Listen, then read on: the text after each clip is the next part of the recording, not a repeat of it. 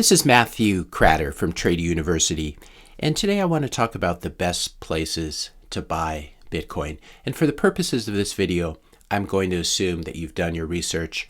You're not one of these get-rich-quick types. You're not the kind of person that just buys something after doing zero research, just because they heard about from someone else or because of FOMO. Also, I'm going to assume you're not scared to buy Bitcoin just because Do Kwon's stupid coins crashed and burned a couple days ago. Before you do this, you need to understand that Bitcoin is a completely different animal than all the other cryptocurrencies. It's much different than Luna or Cardano or XRP or Ethereum. Bitcoin is a pristine digital bearer asset. It had an immaculate conception. The founder left. It's nothing, there's no other cryptocurrency like this. The cat's out of the bag. You can't really do this again because if you start your own cryptocurrency now, everyone knows that there's a pre-mine and there's a cabal of insiders who determine future monetary policy. And there are all these promises that my centralized coin will become the new Bitcoin. And at a certain point, I will press the magic button and it will become decentralized. This is probably impossible to do in theory and in practice. It happened once with Bitcoin. And so Bitcoin is this really, really special asset. If you don't understand all these things, start with my other YouTube videos. Before you watch this video, you can watch this one about BlackRock's influence over Ethereum.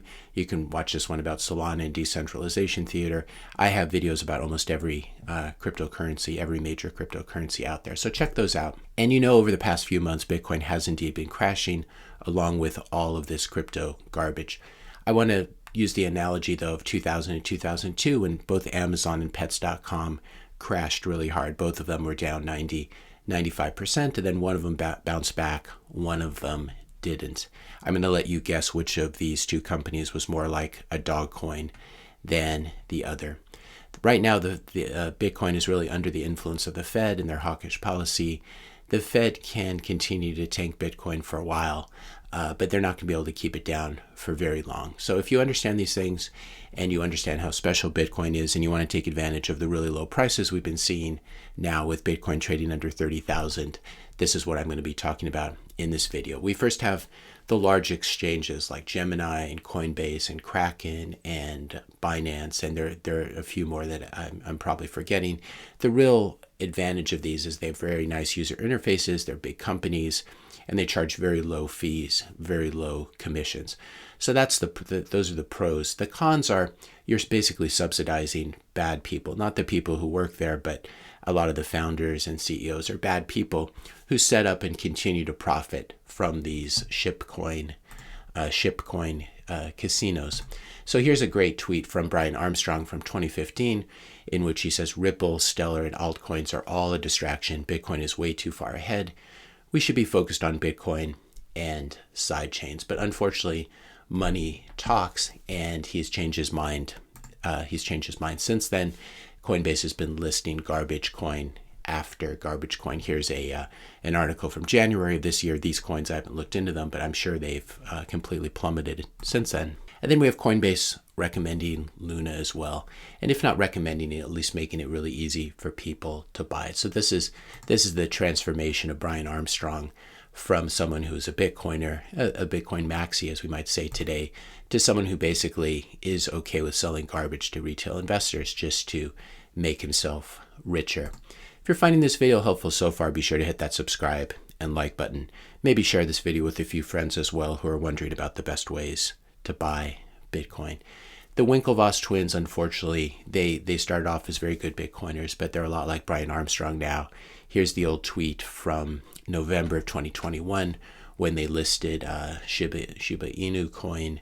And here's the tweet from Tyler Winklevoss when they listed Luna, Terra Luna, back in September of 2021.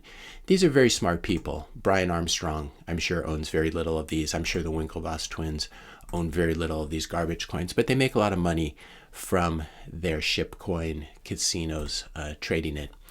If you're going to use one of these big companies, and the best reason to use them is just for the very low fees, consider taking a look at the pro side of them. I believe Coinbase may have changed this now, so the same fees are available on the Coinbase side of things and the Coinbase Pro side of things. What I'm going to quote here is just the Coinbase Pro side of things, and you don't need to be a professional trader in order to get access to these. You just need to sign up with that part of the company.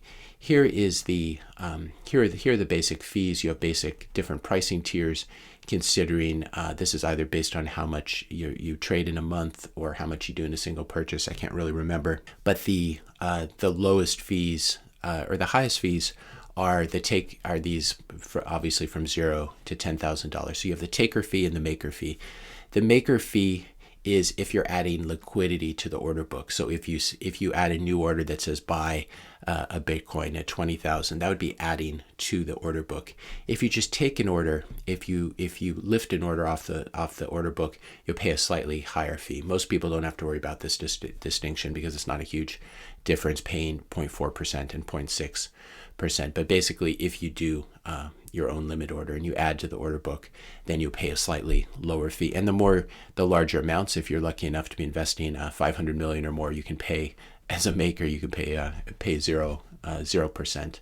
So make sure you check out Coinbase Pro rather than the Coinbase side of things, though they may have equalized fees. Here's this question: should you be worried about leaving your Bitcoin on Coinbase or any other crypto exchange? Yes, you should be worried about leaving your Bitcoin there, not your keys, not your coins. I already made a video earlier this week about how if Coinbase goes bankrupt, your Bitcoin, if it's being held there, is probably going to be part of the bankruptcy estate and could be counted as one of Coinbase's assets. So you should never leave your Bitcoin on these exchanges, on any of them that I'm going to talk about. Should you be worried about leaving your US dollars on Coinbase or any other crypto exchange? If it's a regulated US or major exchange in another country, I don't think you have to worry about leaving fiat there. You just have to look up their insurance policy, and not their company insurance policy, but how much the government covers it, the US banking system. So here in the US, Coinbase, you're insured up to $250,000 per customer by the FDIC. This is government insurance. They will print money to bail you out. So you don't have to worry about, a lot of people say, oh, the FDIC doesn't have enough money to make everyone whole. Look, the entire US government doesn't have enough money to do anything, but they print up new money all the time. And this will happen with the FDIC too, if there's a number of large bank failures. So here's a pro tip: ACH or wire your US dollars into Coinbase or one of these other exchanges, and then don't buy the Bitcoin until after your wire or your ACH settles. Your wire will settle basically the same day if it's sent early enough. ACH will probably take, it seems to take somewhere between 3 and 7 days, and I can never predict how long it's going to take. But the reason to do this is, first of all, you don't have to worry about your US dollars sitting there for a couple days. You obviously want to do this in advance of Bitcoin dumping. You don't have to worry about your US dollars sitting there because they're covered by FDIC insurance up to $250,000. And even if you put in more than that, you're probably going to be okay if it's fiat dollars. But if you leave Bitcoin there, it's a whole different issue. So the key is to get your US dollars or euros or yen, whatever you're trading with, to settle there, and then buy the Bitcoin and immediately withdraw it to a hardware wallet and not leave it on the exchange. So that's the difference if you let your US dollars settle first. That's Coinbase. Gemini looks similar. They have their web-based orders, their regular accounts where you're paying a pretty large amount of money, especially if you're doing something over $200 worth of Bitcoin. You'll pay almost 1.5% fees. This is what Coinbase used to be like, at least on the Coinbase side. Coinbase Pro is much lower. Gemini Pro, or what they call, I guess they call it Active Trader, is very similar to Coinbase Pro, where you pay these lower fees. You pay maker and taker fees, and it looks like they're actually lower at this point than even Coinbase Pro. So you can check that out. Again, Gemini, just like Coinbase, you want to use their Active Trader or Pro side of things. Kraken is the same. Kraken Pro has these fees of much lower fees, and it looks like they're comparable to Gemini, maybe a little bit less on the maker side. And again, these incentives are based, in this case, I can't remember if it was true for Coinbase, but in this case, it's based on your 30-day trading volume or transaction volume, I should say, because you're probably not going to be trading Bitcoin. So those are some of the major exchanges. You can look up Binance or whatever large exchange. FTX is another one. Cash App is something that people always talk about. I don't think I've ever used Cash App for Bitcoin. I just looked it up here. The transaction fees are anywhere from 1.5% to 2.3%. That just seems way too high to me. Maybe they've changed this since then, and this Google search is incorrect. But I would avoid anything that has this high of fees. So those are the big companies, the big exchanges. Then we have sort of smaller boutique Bitcoin only exchanges, usually run by good Bitcoiners. And this is one of the pros of supporting a Bitcoin only exchange. In most cases, you're supporting good Bitcoiners who aren't getting rich selling dog coins and VC coins and Luna to naive retail investors. The only con is that the fees will usually be higher. And again, this is something I don't tell what people what to do. This is something you'll have to figure out how you want to treat this particular trade-off. But I think it is important to support our Bitcoiners and Bitcoin only exchanges. Swan Bitcoin is a good one. Their commissions are about 1%, 0.99%. And so cheaper than some of these services, but definitely more expensive than what the maker-taker fees that you'd pay on a large exchange. But definitely a good company, worth supporting. River Financial is another one. Their fees are comparable to Swan Bitcoin, getting up to between 1 and 1.5% once you get into the thousands of dollars. Then there's Strike, which I've spoken about in the past. I do like Strike a lot. I like Jack Mallers. And they have the advantage of no fees, but what they do is they charge you a spread. So there's a difference between the price at which they're willing to buy Bitcoin and the price at which they're willing to sell Bitcoin, and they sort of embed their fee in that spread. I haven't gone through and calculated exactly what it is. It's probably a lot lower than Cash App and lower than River Financial or lower than Swan Bitcoin. But it probably depends as well on market conditions and liquidity. At least psychologically, it feels good, like you're not paying a fee. You may be paying a few bucks though, just based on the spread. In fact, you definitely are, because Strike has to make a living as well. So Strike is good. You can download it on your phone, or you can do a web-based plugin. Or website as well.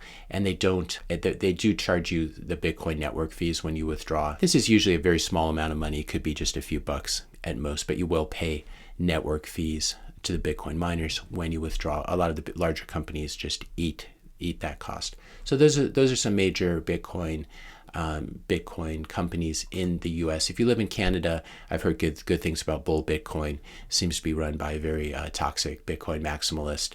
And so I'd encourage you to check them out as well. Again, I've never used them. If you have good suggestions for your favorite exchange, if you have a different one than what I've mentioned in Australia or Canada or EU or Eastern Europe or Africa or South America or Central America, you can drop it in the comments below. So those are all the services we've talked about so far offer what's called KYC Bitcoin, where you have to provide, KYC stands for know your client or know your customer. You have to provide to the company, because they're required by the government. You have to provide your name and home address and social security number and driver's license, and take a selfie, maybe do a face scan, which is pretty scary. You have to do all of these things to buy Bitcoin. And then when you buy the Bitcoin and you withdraw it, they can actually use their chain surveillance to watch you move the Bitcoin around the blockchain and associate you with that particular address that you used as a withdrawal address.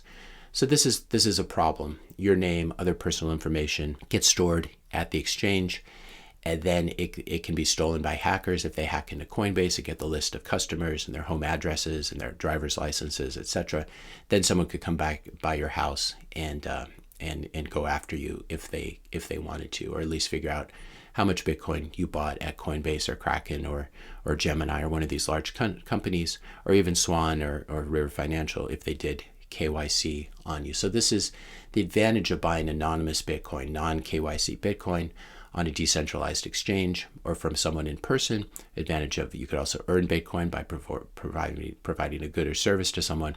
The advantage of this, though, is the privacy that comes from it, especially using a non-KYC decentralized exchange. And again, your Bitcoin won't get tracked by chain surveillance firms. Coinbase, for example, runs its own internal chain surveillance project, which is pretty evil. If you buy it from one of these decentralized exchanges, you're not going to be there's going to be no way to associate your personal information, because you don't provide it with your Bitcoin your Bitcoin addresses. The biggest disadvantage of buying anonymous non-KYC Bitcoin is it's a little bit more difficult. The user interfaces can be a little bit tricky until you get used to it. It might be illegal where you live. I don't think it's currently illegal in the US. I'm not worried about that at all. If anyone were to get in trouble, it would be the person or the group running these decentralized exchanges. In many cases, they're sort of autonomous organizations running on their own. It might be difficult to even track down who's running them. But if you buy from them and you live in the US, I don't think you're going to get in trouble. That's something you definitely have to ask a lawyer about to be certain, because I'm not a lawyer. The other disadvantage, and this is really the largest disadvantage in my opinion, is that it's difficult to buy more than a few $1,000s at a time. If you just want to buy $1,000 worth of Bitcoin or a couple $100s worth of Bitcoin, no problem. You can use one of these non-KYC exchanges and it'll work beautifully. But if you want to accumulate really larger amounts of Bitcoin into the tens of thousands, hundreds of thousands, or millions of dollars of Bitcoin, you're going to have a really difficult time doing it on these non-KYC exchanges, and it's going to take time to build up your position. This is something YouTube doesn't like, this subject, so it's something I talk about in my paid course, The Ultimate Guide to Bitcoin, where I currently have 5 lectures, more than an hour and a half, on how to buy Bitcoin completely anonymously, the various exchanges and ways of doing that. And this really goes in much more depth than I could do on YouTube. I would finish though by saying, and I should mention, if you're interested in buying this course, you can click on the link in the description notes below. Make sure you use that coupon code. But what I want to finish by saying is don't let the perfect be the enemy of the good. If you're spending a higher commission, maybe you're using PayPal or Cash App and you're spending 1.5%. If you're using it to buy an asset like Bitcoin that can go up 15% in a day and 150% in a year and 1,500% or more in a few years, this isn't the worst thing in the world. You are leaving money on the table because those higher commissions could have been used to accumulate Bitcoin. But don't resist taking action just because you can't do it in the perfect way. It's better to get your hands on some Bitcoin rather than delaying it just because you can't find the lowest commission broker. Most important thing is just to start accumulating Bitcoin. Again, this is assuming that you've done your research and you believe in it. The reason to do your research and not rely on me or not rely on my word is because if you don't believe it in your heart of hearts, you're never going to be able to hodl your Bitcoin through all the volatility, through all the ups and downs. But wherever you buy your Bitcoin, whether it's at River or Swan or Coinbase or Bull Bitcoin, don't keep your Bitcoin there. Withdraw it and hold it on a hardware wallet like a Trezor or a ColdCard. You could use the Coinbase wallet, but that's a software wallet that's on your phone. It's not as secure as a hardware wallet. If you want to learn more about the best ways to store your Bitcoin after you buy it, I've done 2 videos. The first video from January of this year, the best ways to store small and medium amounts of Bitcoin. And then the second free video on YouTube, the best ways to store large amounts of Bitcoin, in which I talk about Multi-Sig. Once you've covered all of this, I also cover how to build your own Bitcoin vault in my paid course, as well as how to set up some of the more complicated hardware wallets like the ColdCard. But my 2 favorite lectures, I think, in here are, in addition to the CoinJoin lectures, which are very interesting and very useful from a privacy perspective, are these 2 videos on how to build your own multi-vendor, multi-sig Bitcoin vault. And the advantage of this is you won't be relying on an external company like Unchained Capital or Casa Keys and compromising your privacy in that way. You'll be able to buy it all, build it all yourself on your own computer. If you found this video helpful, be sure to hit that subscribe and like button. Hit the notification bell if you want to be notified when I publish my next video. And let me know your questions and comments in the comments section below. Be sure to check out that link and coupon code for my paid Bitcoin course as well. And I look forward to seeing you in the next video.